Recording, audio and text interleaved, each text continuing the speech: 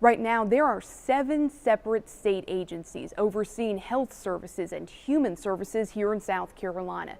A new report found this is not how it's done in other states, and that it's hurting South Carolinians. South Carolina is the most fragmented structure for health and human services delivery in the country. Consultants from the Boston Consulting Group say this division creates challenges for South Carolinians who don't know where to go for care.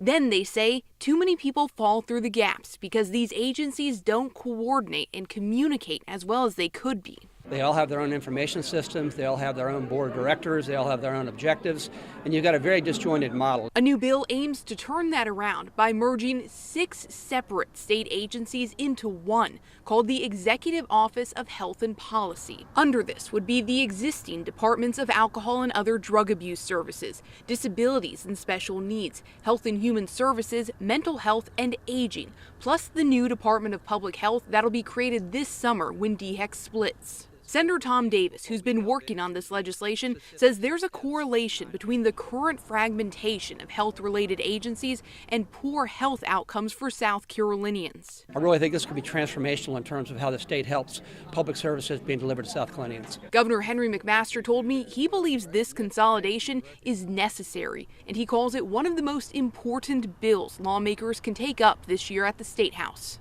Our mental health system is just not functioning.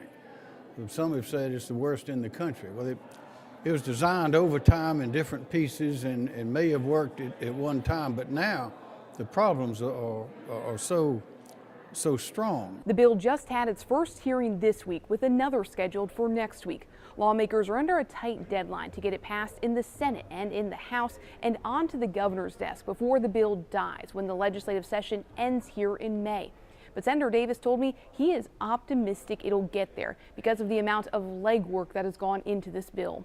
Reporting from the State House, I'm Mary Green.